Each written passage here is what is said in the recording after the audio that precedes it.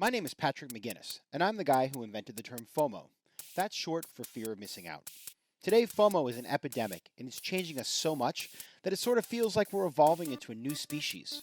But FOMO doesn't have to take over your life. You can find the power to choose what you actually want and the courage to miss out on the rest. I'll show you how right here on FOMO Sapiens. FOMO. FOMO. Welcome to FOMO Sapiens, the show about finding the power to choose what you actually want in business and in life and the courage to miss out on everything else. I'm your host, Patrick McGinnis, also known as the creator of the term FOMO, and I'm coming at you from AW360 Studios here in the global capital of FOMO, New York City. Fewer industries change more quickly than fashion. Today's hot brand can be completely passé tomorrow, and new styles can come out of nowhere and drive millions or even $1 billion of commerce. But at a time when traditional retailers are struggling, creating a breakout brand that can cut through the noise and succeed in a changing retail environment isn't easy. Today we're going to be talking about fashion, specifically how trends are spotted, translated from the streets to the shelf, and then marketed in a world of social media and influencers who want to use FOMO to get you online or in stores to buy that hot new look. And my guest today knows all about how that is done. He is the creator of a cult brand that is the talk of fashionistas from New York and London to Tokyo, Paris, and beyond. Jack Carlson is the founder of Rowing Blazers, a brand that can be seen prepping up everybody from Macklemore and Will Ferrell to the Winklevoss twins and even yours truly. He is a three-time member of the U.S. national rowing team and a World Championships bronze medalist. He has also won the Henley Royal Regatta and the Head of the Charles Regatta.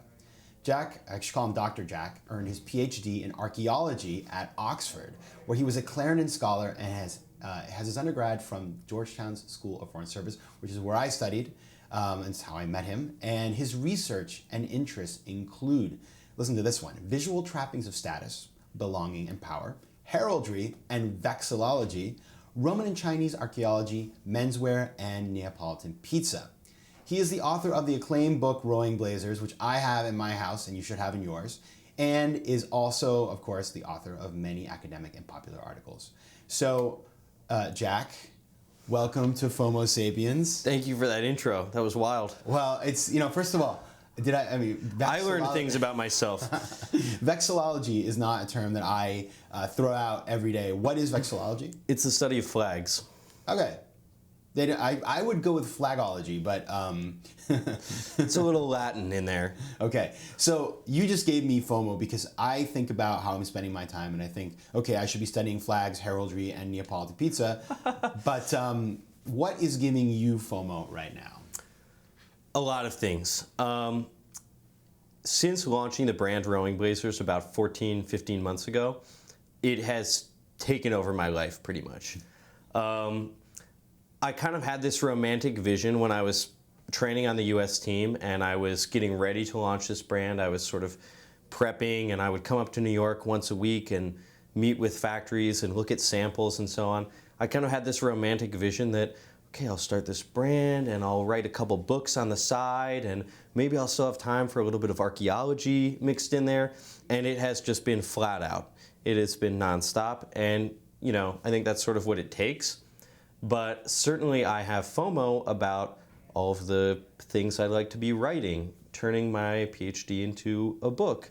A lot of sort of academic and writing kind of things give me FOMO every day, and I try to sometimes carve out a little time for those things, and my plans just get foiled every time. I also have FOMO for sure within the business.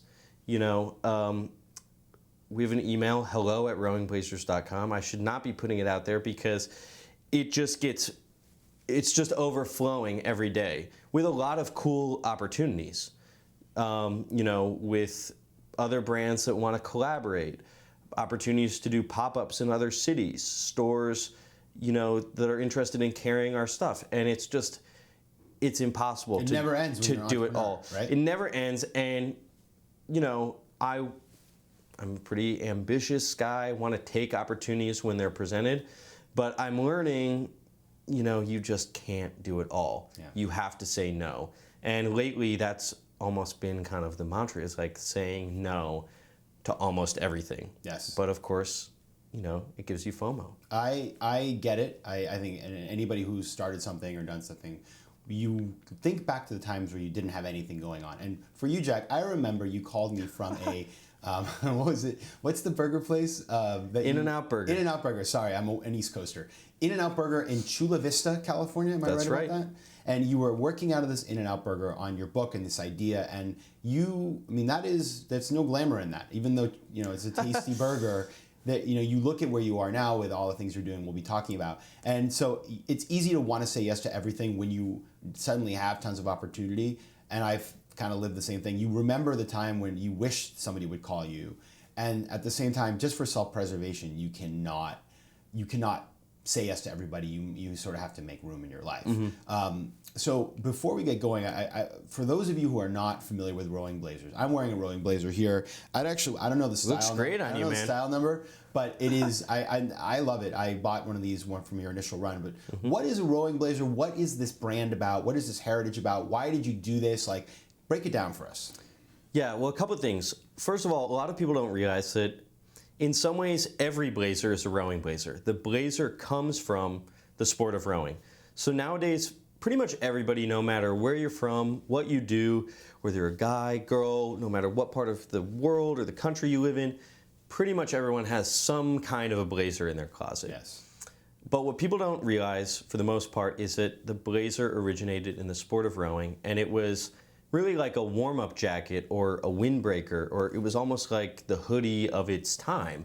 Guys would throw it on to jog down to practice in the morning. They would wear it even in the boat while they're warming up if it was a chilly day. And they would sometimes even race wearing the blazer if it was particularly chilly out. So it was originally a very practical piece of sportswear. And guys grew very attached to these jackets. It was almost like, kind of 1950s Letterman's jackets where guys would wear them all the time. It was kind of a status symbol. They were like the big man on campus. And so guys started wearing these blazers to class, to social events, to lunch, to dinner. And it was a very almost like rebellious kind of thing. It was very casual. I mean, Oxford, even today in 2018, there are black tie and even white tie. Oxford University. Oxford University, yeah. And Cambridge University is the same. Yeah. All the time. So wearing a blazer in the mid-19th century was a very rebellious thing. And these jackets would be made in the college or team colors and would have, sometimes they'd have an embroidery on the pocket, or they'd have some kind of Latin motto under the lapel, or the buttons would have, some college heraldry on them. So they were very loud. They were, kind of, you were making a statement when you were wearing it. And one of these very brightly colored jackets, which was bright red or blazing red, actually gave us the word blazer. Wow. So originally that word actually just meant these particular bright red jackets for one particular club.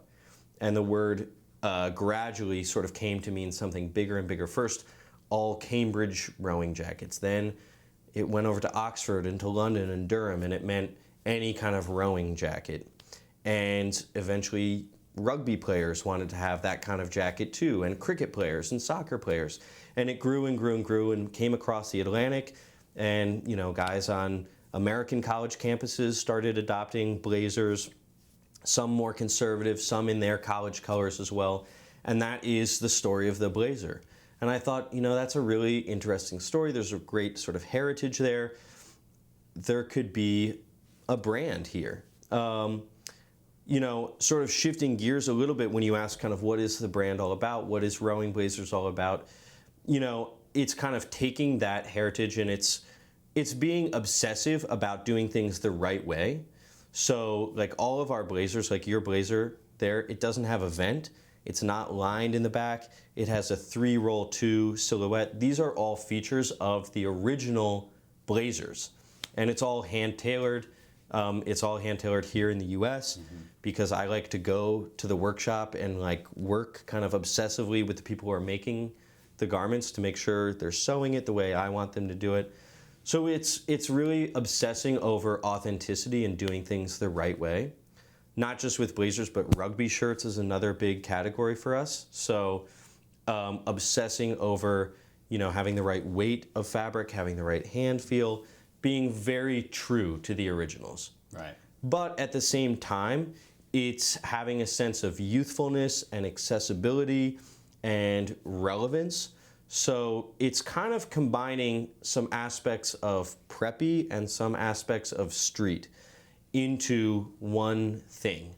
It's simultaneously very authentic, but also very youthful and accessible. And I think that's really interesting, and it's not easy to do because No. if you go to, what's your Instagram's Rowing Blazers, right? At Rowing Blazers. Rowing Blazers. So I follow all one your word. Instagram. I'm liking all the pictures.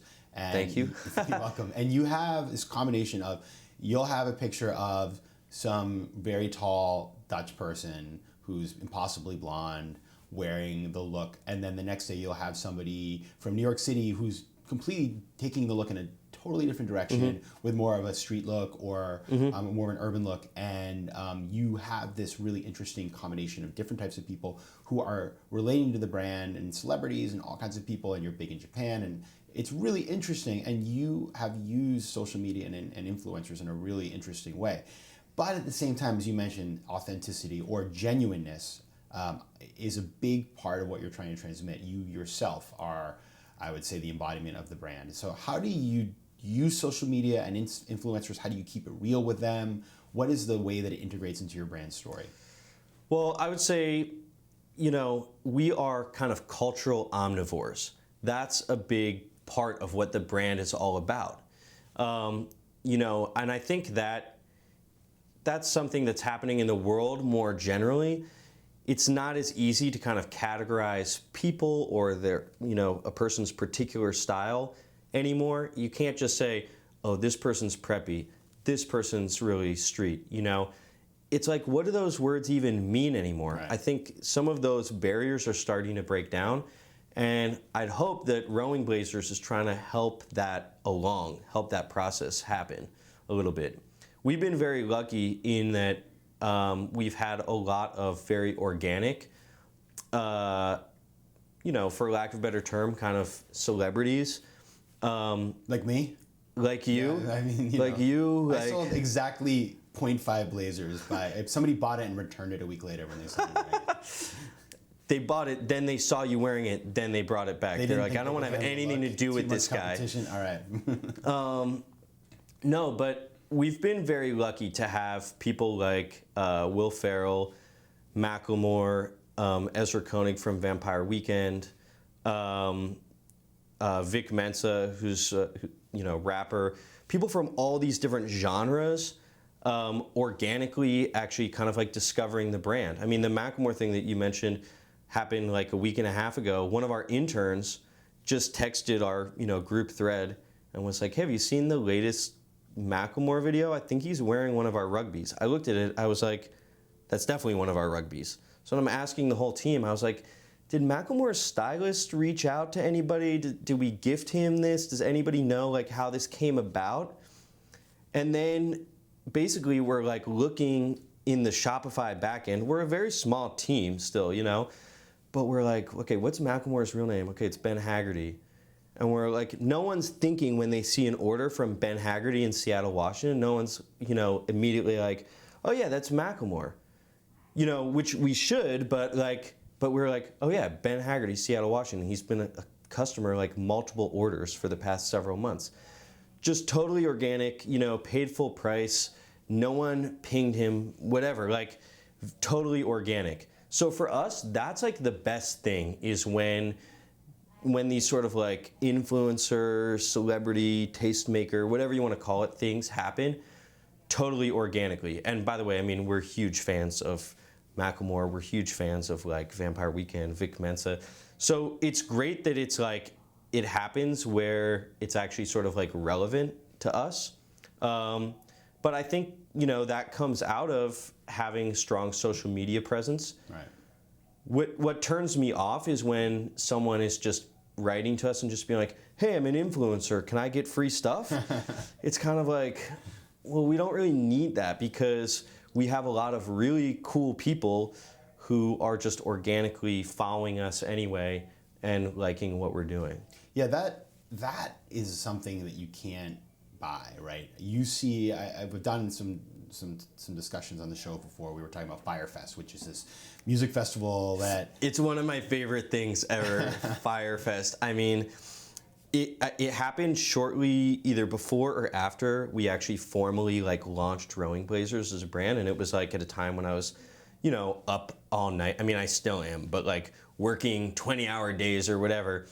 And Firefest got me through like a good week of time, just like reading those articles, just like literally crying with laughter. I mean, it's mean to say, but it was just such a good story. It's like you couldn't write it that good. The problem is if you don't know about Firefest and you start reading about it, 8 hours later when you emerge from your like Google at Wikipedia least hole, it's this story. It's kind of everything that's wrong with influencers. And as an investor in consumer brands myself that do use influencers in a really powerful way, like a company like an Ipsy, which has a really, I would say, tells its story in a very genuine way.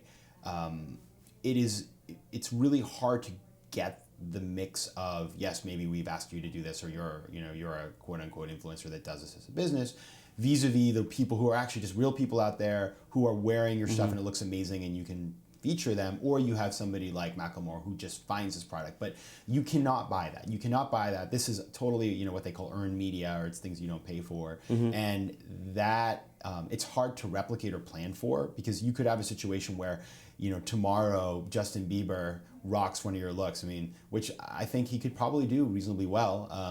For sure. Then your whole store gets ransacked. You run out of inventory, and you're not able to meet the demand. So there's also kind of that unpredictability of the whole thing. But that is commerce today. And if brands aren't willing to play that game and aren't willing to take those risks, or at least be ready to face those challenges, they're not going to make it into the big leagues, because you're going from cult brand and you're scaling, and this is the kind of stuff that kind of can break you out. Yeah, it's really interesting to think about, because I try to learn a lot of lessons from streetwear, because we're not really a streetwear brand. I mean, we're making like rugby shirts, blazers, polo shirts, but we do have that following to some extent. And, I try to pick up a lot of lessons from what they're doing right. I mean, Supreme is one of the most valuable, if not the most valuable, brand in the world in that space. Yes. And, Supreme would never, like pay an influencer to wear their stuff. Like, why would they ever do that? They don't do any, at least that I see, paid digital marketing, And it's like at the opposite end of the spectrum, you have a traditional e-commerce brand where their whole strategy for scaling and growing and customer acquisition is all through paid digital marketing. And, it's kind of like trying to cherry pick the best practices and lessons from those two different worlds in a way, And I think the customer in general, our customer is pretty smart, is pretty worldly, is pretty switched on, and can smell it from a million miles away if something is not genuine, if something is not real, So that's an important kind of lesson for us. And even though we're doing sort of preppy, staple kind of things, some of those lessons about doing limited edition drops, about it's actually better if someone just really is a customer and really rocks this for real, rather than like paying someone to wear this, are big lessons for us, and we've seen a lot of value in those. Let me ask you about this limited edition strategy, because you did a project, a collaboration, I think is the correct term, with J. Crew, which was super successful. And very much so. When I saw that, first of all, I was the guy who spent all his money at J. Crew for probably about 5 to 6 years. That was the only place I shopped. And then I never walked into the store again, right? It's a company that had, you think about in the 2008 inauguration, the Obama family, Michelle and Malia and Sasha, all wore J. Crew. And it was like, big time. It was this big brand, but it almost felt cult, and it felt so contemporary. And they're struggling now due to, too much debt, and there's changes in leadership, and Jenna Lyons left, and all these things that have made it's very sure. clear the company is struggling. But you chose to associate yourself with J. Crew, which is a company that probably 20 years ago was the Rowing Blazers of its time. Did you see it? You know what I mean? Like, did you see any risk in doing that, or how did you kind of think about that? Well, it was a conversation that our team had for sure, and figuring out the best way to do it. I really like J. Crew as a company. Like you, I grew up with it. Yeah.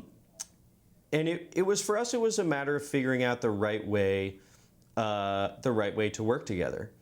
And, you know, one of the big things from the beginning, from our side, that was important was having it be limited edition. And I think maybe that was maybe sort of puzzling to some of the folks at J. Crew, where it's like, well, why wouldn't you want to sell, you know, tens of thousands of units and be in these different stores? And, you know, for us as a brand, it's actually more important to have it be really cool, to have it be limited, and that's, in a way, sort of what I think we brought to the table with that collaboration. So the collaboration was 3 styles of rugby shirts. You know, it wasn't like super tiny numbers, you know, but it was not like thousands and thousands of units. But it sold out. The men's, I think, sold out in like a matter of hours. I think the women's sold out in like a day and a half. But for sure, J. Crew was not anticipating that because, you know, we had like a shared marketing plan, and they were like, okay, we're gonna do this social media post like a week after it comes out. We'll do another email or whatever, like 2 weeks after it comes out. And it was like, guys, it's 2 days later, it's all gone, you know, like, so obviously they're not going to do those Instagram posts. But it was a really cool thing for us to tap into their audience. They have a huge network, you know, for sure, of a captive audience that I think has a large overlap with who our customer is, or who one of our customers is, I should say. And it was cool to take some of those sort of like more street kind of lessons and apply it to this like semi-preppy product. Yeah. So it was a really cool project to work on. But for sure, it was a conversation that we had. I think, you know, since probably the days when both you and I were just spending all our money in J. Crew, you know, the world has changed a little bit too. Like, that was a very preppy time, for lack of a better term.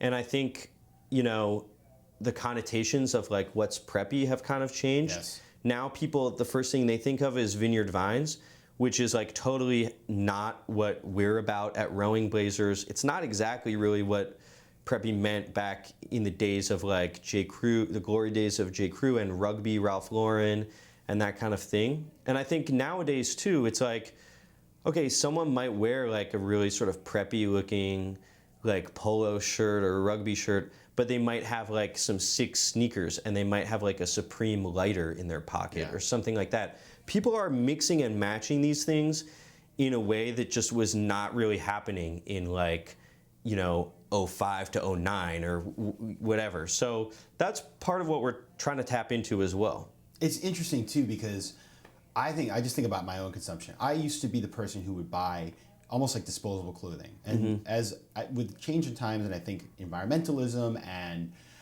just getting sick of having so much stuff, I would rather spend, you know, more money on a Rowing Blazer that I'm going to have for 20 years and will always be a classic than to go out and buy a bunch of stuff I'm going to throw away. But we love you, J. Crew, and we do. Yeah, we do. And I want to see J. Crew succeed. So I'm glad that Rowing Blazers lent some of its cool to the brand. Hey, they lent us some of their cool too. Definitely. So it was great. And I think you're absolutely right too about like, you know, just, you know, disposable clothing, fast fashion. I think the consumer cares a lot more than ever today about kind of like the story behind what they're wearing. And part of that is like where it's made, how it's made. You have brands like Everlane and Noah that kind of pioneered some of that, of like being totally transparent about like, this is where this was made. Here's photos of like it being made. Here's how much water was used in it. You know, all of these, and Patagonia, of course, is big on that as well. That's really important, more important than ever, I think, to the customer. You know, kind of where it's made, the fabric that it's made from. And I think also just like, what's the story behind what you're wearing. I mean, I think in a kind of weird way, and we're working on a couple of other collaborations with more sort of heritage brands, if that makes sense, that are coming out in the next few months. But sometimes those brands don't even necessarily realize like sort of what they're sitting on in terms of the history and the cool stuff they have in their archives. And I think actually like the consumer, sometimes even like the more like streetwear consumer will know some of this vintage product. Like it's actually really cool to wear like a vintage LL Bean or J. Crew or like super old Ralph Lauren or even like J. Press or some of these super like heritage brands. They have a lot of cool vintage stuff or cool stuff in their archives that like if you know, you know. Yeah. And I think people care more about that than ever. There's a story, there's some meaning behind what they're wearing. And the thing is I heard this. I heard the other day on Monocle, which is my favorite podcast, that Burberry 20 years ago was called Burberry's, and then they cut the S, tuned into this iconic swatch that they've been using, which is I think is a bit tired now, but they were able to reinvent themselves. And so all of these brands that maybe what's this Pendleton Wool, things that are classic American iconic brands can be reinvented, and brands like you can help them to do it. One thing I just want to shift gears here towards another thing you've done with marketing that I think is really interesting is that you've opened up a pop-up shop in Lower Manhattan. I've been to twice or three times. I'm going in tomorrow, and you have created. You know, I recently went to see not Sesame Street, the Mr. Rogers Neighborhood movie. Oh yeah. And when I left, which is great and highly recommended, but when you walk out, they have a display and you can Instagram yourself in front of this, and it's great viral marketing. And the same way that there's this new kind of concept of these museums, the Museum of Ice Cream, or I think it's called the Museum of Color, or something like that, where people go, they have these experiences, but really it's also not just commerce or not just having an experience, but it's also about sharing in these highly attractive settings where you can take cool pictures and share. And your store does that really well. So how did you, I assume this was all conscious and you thought about this, but how does the store fit into the story? Did you have this idea in mind of creating this place where people could post iconic images of your product and of themselves? Well, it started, we did a little experiment basically, which we did a pop-up on Rivington Street in October. It was supposed to be 1 week long, and then the people who had the space after us dropped out, so it ended up being 12 days long. And that completely blew our minds. I mean, it way exceeded all of our expectations. I think we opened at 11 a.m. or 10 a.m. on a Wednesday. And it was right next to Morgenstern's ice cream. But I remember when we're like getting ready, putting the final touches on things in the store, the first time we did this pop-up next to Morgenstern's, there was kind of like a little crowd of people outside. And I just assumed they were there for Morgenstern's ice cream. And I was like, wow, it's like people are eating ice cream. In October. People are eating ice cream. It was warm. I mean, but I was like, people are going kind of like early in the day, like 10 a.m. for ice cream, you know? And then when we opened the door, they all came inside and they all knew like exactly what they wanted. And it was like kind of a line, you know, it wasn't like a line, but it was like 20 people waiting outside the store, waiting to come in. And I was like, we're not like Stussy. I mean, we're selling like rugby shirts and polo shirts, you know? And button-down blue Oxford shirts. But that was a really mind-blowing thing. And it's not like we hyped it up massively. We just have our Instagram and Facebook. And that was a really cool thing, though. And it basically just went from there. That's where we launched rugby shirts at the Rivington Street store. And I remember, actually, as we were putting those final touches, I was like, we've made a lot of rugby shirts. I wonder what the heck we're going to do with all these rugby shirts. And I think, again, like at the end of the second day, we were sold out of all but like one style. And I'm on the phone with the factory being like, how quickly can we get more rugby shirts? It was a really amazing experience. Our online sales went crazy during that time we had the pop-up open. And I think it's from people going into the store, taking an Instagram, someone on the other side of the world seeing the Instagram, going to our website, and then maybe they buy something. You know, it's like word of mouth. It's a little bit like when someone famous or really cool happens to be like a genuine customer, that's, I think, more powerful than like, oh yeah, we paid like this celebrity a bunch of money to, do the shoot with us. It's like more powerful. People know it's real if someone's like, oh yeah, my cousin is there in the store taking like an Instagram video. The store looks really cool. Let me go on the site. It's like that carries more weight with the customer than any kind of like paid, marketing thing. So ever since that 12-day really successful pop-up for us in October, I've been kind of like ear to the ground looking for a cool space to do something a little bit longer term. And this opportunity presented itself on the corner of Grand and Center, so it's kind of between Soho and Little Italy, where a menswear store used to be called Odin. I walked by a million times and thought that nobody walked into, by the way. I mean, I hate to say it, it's a hard spot I think. Like when you opened it there, my thought was like that. These guys will do it because of because people seek them out, but it's not like an obvious position to open a store. Yeah, I mean, I don't know. It's been really good for us. It's right on the corner, and it's one thing that I really wanted to look for was all glass front. I think one thing when Odin was in there, they had a lot of stuff and shelves like facing outwards in the windows. One thing about Rivington is it was all glass, so it was very tiny. But we would leave one light on at night, and I'd walk by after we were closed, and people would be pressed up against the glass looking inside. So that was one thing that I was definitely looking for, is I want people to be able to walk by and like look inside, not look at a display in the window, but look and see the world inside and be like, oh wow, that's cool, that's interesting, I haven't seen a store like that before. So that's one thing that was on my agenda, top of my list. When I went in the space, I was like, there's no way we're going to be able to afford this. I said to my friend, who's the real estate agent, I was like, I'm not even going inside because this is just ridiculous. And he was like, no, I think we can make it work. We closed our office. We moved our office into the back of the store. We closed our warehouse.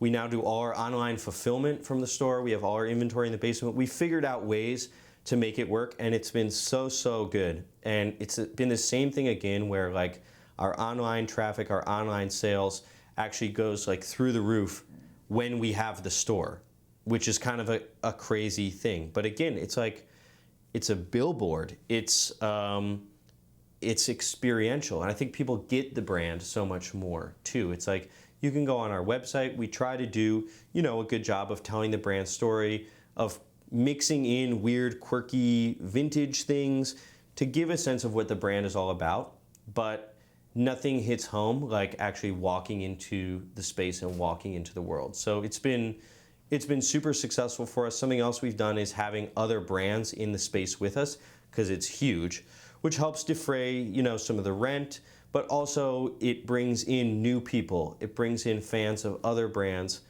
that are in some ways not like our brand at all. And it's actually great to see how people then sort of come into our world, our customer kind of cross-pollinates with theirs. It's been a really, really cool experience. And we're trying to extend how long we have it because it's been so good. Yeah, and it's a cool space. Like I said, I've been there before, and it always, when I walk in, the first thing I thought I have is like, I was talking to Jack at a burger shop, a fast food restaurant in Chula Vista, California a couple years ago, and here he is he's created, I mean, it really is sort of like if I took Jack Carlson and sort of like turned him into like a store. It's like visiting with Jack's world. So we try to have a lot of cool artifacts and weird, unexpected things on the walls. Vexology and heraldry. We have some flags in there. I mean, we have like vintage foosball tables. Yeah. We have like ping pong table. It's a real kind of clubhouse vibe. But again, it's kind of taking our idea of like, it's sort of preppy, but in a cooler, more youthful, more accessible way. It's like, we call it the clubhouse, but it's a clubhouse anyone can walk into and hopefully feel at home and find something that they're into, if that kind of makes sense. It does, completely. And I think if you live in New York City or in the area, or you're coming through, at the end we'll get the information, but I highly recommend people to check it out. Appreciate it. Now, just to sum things up here, this is the show about finding the power to choose what you actually want and the courage to miss out on the rest. And what I think is really inspiring about your story is, I mean, from the outside it looks so obvious. It's like, okay, of course Jack is doing this. But I'm sure there were times when you had no idea that you were going to do it. You were studying archaeology, for Pete's sake. And maybe you'll do that again later at some point. But what is your advice to people who are, and I think you're good at a lot of things. You're an interesting guy. You have lots of different interests. You could, due to FOMO, basically be completely unfocused and do a million different things. But you have been able to choose a path that is, I think, both rewarding sort of spiritually and intellectually, but also financially, and has tremendous upside for you. How do you choose that thing and leave everything else to the side? What's the secret?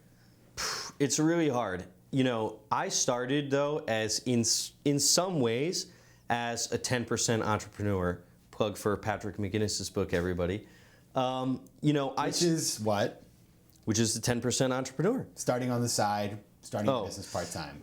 How did I start? Yeah, so I started really, I was doing a PhD at Oxford, and I probably spent 10% of my time working on this crazy book project that was called Rowing Blazers.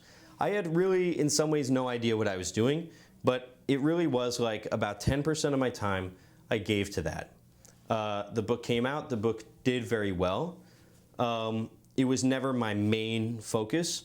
Shortly after the book came out, I basically, which I had been doing also a little bit on the side, was I was a member of the U.S. national rowing team. I started doing that full time in 2015.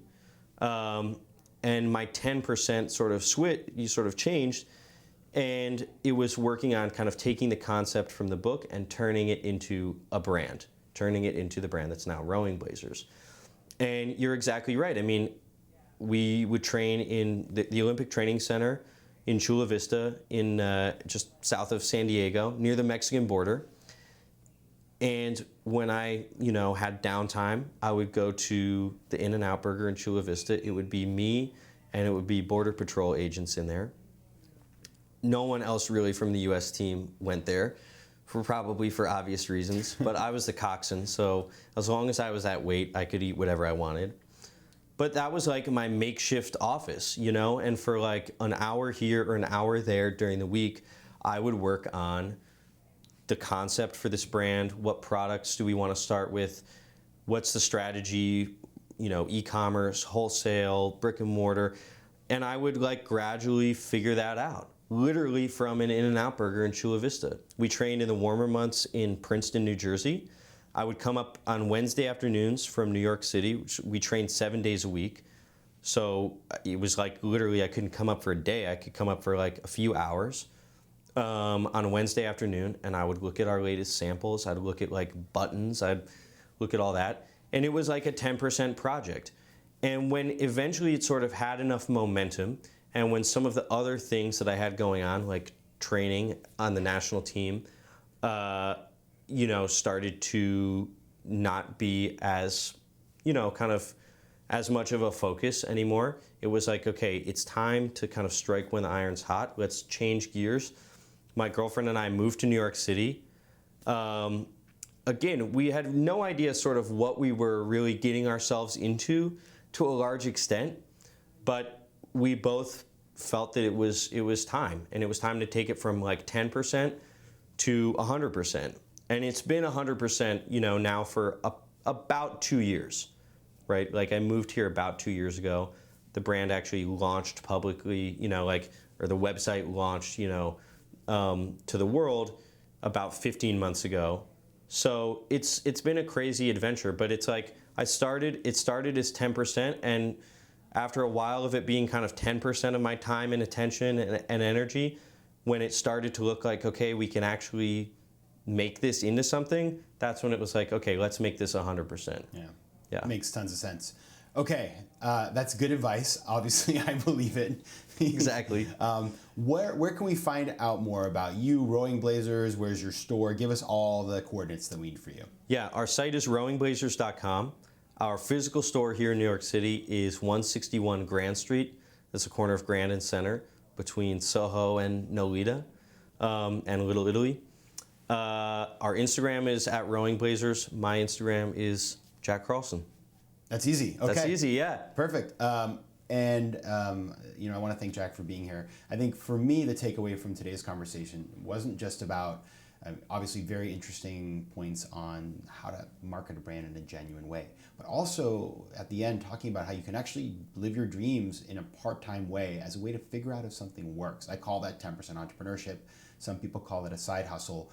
But Jack would call it Rolling Blazers today. This is a company that he started on the side from an In-N-Out burger and turned into a book, and now a thriving, really cool cult brand that is scaling every day. And so if you do have a dream that's entrepreneurial, rather than jumping in full time and making it an all or nothing proposition, consider starting on the side as a 10% entrepreneur. And over time, you'll be amazed that the pieces will all come together. And if the business plan makes sense, you can actually turn it into something real. And with that, it's time to wrap up another edition of FOMO Sapiens. I'm Patrick McGinnis coming at you from the AW360 studios in Times Square. You can find out more about me at patrickmcginnis.com. You can find this podcast on every place you can find podcasts, but especially on iTunes. I'd be so appreciative if you would subscribe, give me a rating, 5 stars if you've enjoyed the show, and a review. And you can also find the 10% Entrepreneur at good booksellers everywhere. So, from New York City, until next time, take care of yourselves.